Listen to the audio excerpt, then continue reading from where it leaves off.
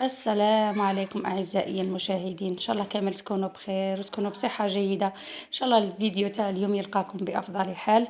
اليوم ما شاركتكمش فيديو تاع طبخ ولا حاجة، يعني شاركتكم بعض المقتطفات. كان هنا عندنا العرس تاع لوستي، بغيت نشارككم بعض يعني اللقطات، وتاني شاركتكم بعض اللقطات تاني فيها كجولة في حديقة في شلف، الاسم تاعها صفاء على ما أظن، يعني ما شاء الله. وهذه هي البنات، ما حبيت نشارككم بعض اللقطات يعني لخاطرش ما قدرتش نصور فيديو تاع طبخ ولا يعني تاع هكا وصفه تاع حلوى ولا حاجه، ما كانش، ما عنديش الوقت وما عنديش يعني الفراغ باش نقدر نصور. صافي بغيت نشارك معكم هذه الجوله هكا خفيفه ظريفه باش ما نتخلاوش على القناه. ولو صوتوا معايا لهذا الوقت يعني نتمنى منكم يعني ما تنساونيش بهذاك اللايك والاشتراك في القناه، يعني تعاونوني وتدعموني باش القناه تاعنا تطلع مع بعض. وتاني نقول ألف مبروك لولد أختي وسيم وبنت لوستي نور الهدى، ألف مبروك النجاح تاعهم في شهادة البيام، والعقبة لصحاب الباك إن شاء الله يا ربي، ربي يفرح كل واحد. هذه هي، وإلى اللقاء في فيديو آخر إن شاء الله، بلا ما تنسوني بدعواتكم أعزائي المشاهدين في ظهر الغيب، كما أنا ندعي لكم إن شاء الله أنتم تدعوا لي. وإلى اللقاء في فيديو آخر إن شاء الله.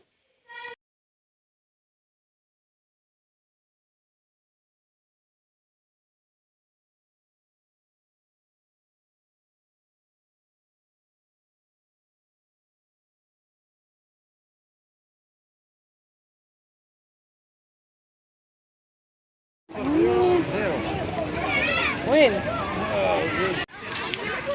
مانيش عارفة.